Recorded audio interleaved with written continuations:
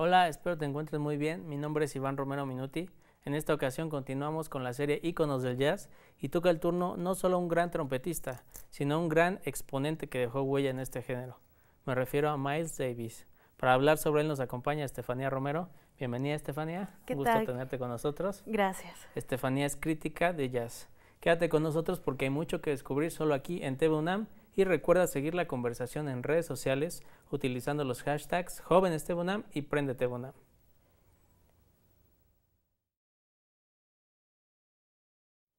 Hola, nos encontramos de regreso. En esta ocasión estamos viendo Íconos del Jazz y nos acompaña Estefanía Romero. Bienvenida, Estefanía. Estefanía es crítica de jazz. Hoy vamos a hablar de un gran jazzista, alguien que dejó huella en este género, y me refiero a Miles Davis. Me gustaría comenzar la entrevista, Estefanía, pidiéndote que nos platicaras un poco de dónde viene él. Miles Davis, él es de Illinois. Comienza a estudiar trompeta cuando tiene como 12 años, pero lo más interesante es que a los 18 conoce a Charlie Parker y a Dizzy Gillespie porque ellos llegan de gira a la ciudad. Se unen y se lo llevan a Nueva York. Él estudia una temporada en Juilliard, pero se da cuenta de que su verdadera escuela está pegado a Charlie Parker. Entonces vive un tiempo con él y es ahí donde comienza su escuela más fuerte. O sea, tuvo una relación cercana con ellos. Previo a esto, ¿él había estudiado música o era un intérprete que se dio pues de manera lírica? Se dio de manera lírica antes de Juilliard, ¿Sí? Así es. Una vez que pasa esto, ¿no? Se pega a Charlie Parker, inclusive mencionas que vivió con él. ¿Qué sucede en su carrera? Pues mira, él se sentía muy frustrado porque decía que sonaba totalmente a Charlie Parker. Había aprendido tanto de él que sonaba como él. ¿Como si hubiera copiado su estilo? Exacto, entonces decía, yo no quiero sonar como Charlie Parker, lo admiro, es mi ídolo, pero yo tengo que crear mi propio sonido. Entonces a partir de ahí él comienza a experimentar y comienza a crear sus propios ensambles de jazz. ¿Y esa experimentación a qué llevó? Pues mira, Miles Davis tuvo muchas etapas diferentes, abarcó 4 o 5 décadas de música. El estilo de Charlie Parker era conocido como bebop, pero Miles Davis para la década de los 50 es reconocido por haber creado el jazz modal y el cool jazz. Antes del jazz modal existía un énfasis en los acordes, era lo más utilizado en el jazz, pero él retoma los modos, que bueno, es una técnica que existió, fue creada por los griegos, existió durante la Edad Media, estuvo un tiempo en el Renacimiento, ya mucho más tiempo Debussy la estaba tomando, pero pues Miles Davis la mete en el jazz y con esto surge el disco más vendido de toda la historia del jazz, que es el Kind of Blue. Un disco icónico precisamente de él. ¿Perdón? Digo, es un disco icónico de él. Exactamente, sí, sí, sí. Y es maravilloso, realmente todos los jazzistas y vaya, me uno a la idea de que revolucionó el sonido en el jazz. Es de cierta manera, no se puede decir que más profundo porque el bebop tiene su forma de profundidad, pero quizás más meditativo.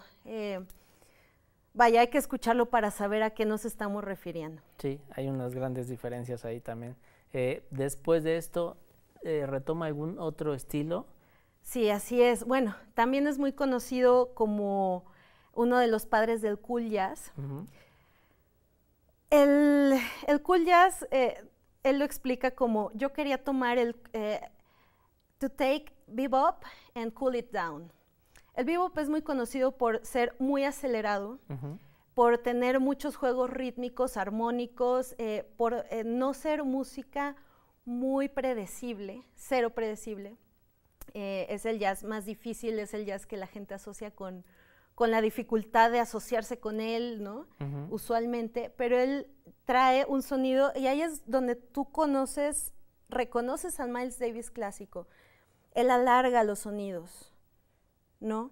Y aparte genera un propio timbre en la trompeta. Ese es el cool jazz con el que lo podemos identificar. Está también Gerry Mulligan, Chet Baker. Es estilísticamente como el bebop, pero muchísimo más relajado, muchísimo más pasional. Y también se aloca, ¿no? Tiene Después sus partes. también se aloca con el hard bop, que es otro género de jazz en el que, bueno, a él ya no lo toman como creador, pero sí como partícipe. Es muy difícil definir al hard bop, también es una evolución del bebop. A los historiadores les ha costado muchísimo definirlo porque hay unos que dicen que Dave Brubeck, que Charles Mingus son hard bop, pero yo lo asocio más con Art Blakey y los músicos también. Entonces podemos decir que el hard bop es como una especie de bebop, pero más, puedes reconocer más los ritmos, es un tipo de energía muy distinto que de nuevo se reconoce ya una vez que lo empiezas a escuchar. Pero Art Blakey es el mejor ejemplo de esto. En este caso, Davis pasó por muchos estilos. Digo, dejó su sello, eso es, no queda lugar a duda. Pero ya en cuestión de su relación con otros músicos, ¿con quiénes fueron con los que más convivió? ¿A quiénes también influenció? Wow, es una historia larguísima porque, pues él, como te decía, inicia con Charlie Parker, con Dizzy Gillespie.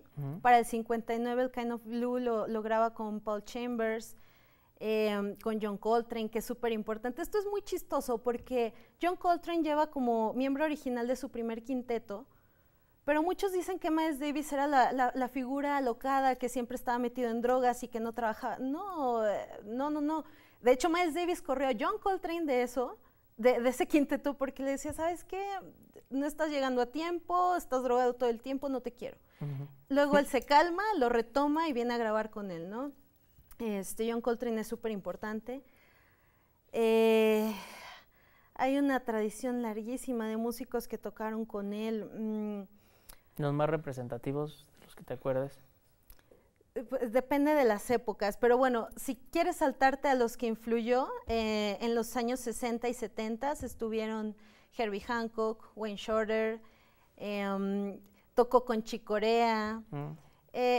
Es curiosísimo porque incluso llegó a tocar con Prince, o sea, ya para los años 80 él estaba en un grado de experimentación absoluta en el que, de hecho, hubo muchos críticos y ahí hay un debate que yo no termino de asentar.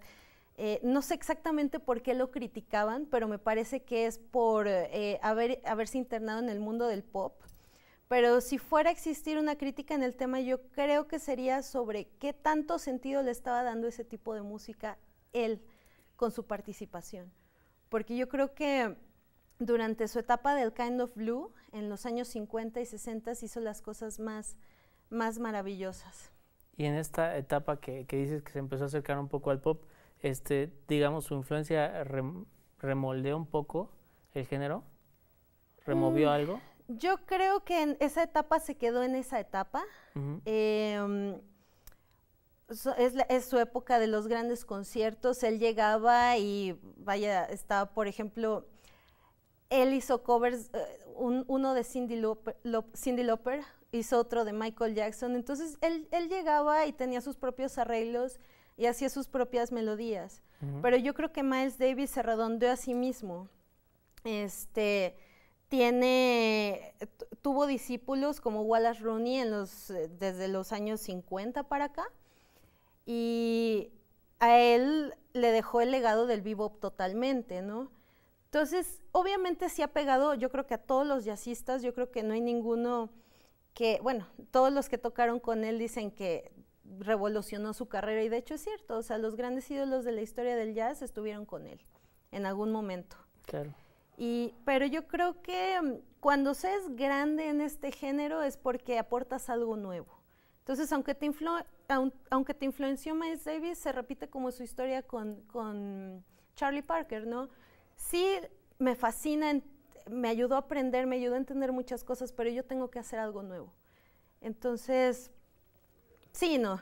O sea, él es icónico por eso, ¿no? También porque retoma y a la vez genera. Así no es. se queda estancado en nada más lo que él aprendió. Exacto. Fue un gusto tenerte con nosotros, se nos va el tiempo rapidísimo aquí, pero bueno, ya tenemos una idea un poco más amplia de su carrera, de su trayectoria.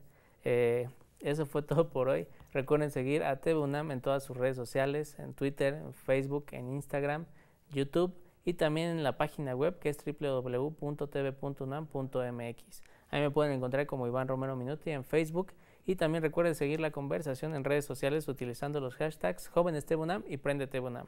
Recuerda que si estás viendo esto, estás en TBUNAM.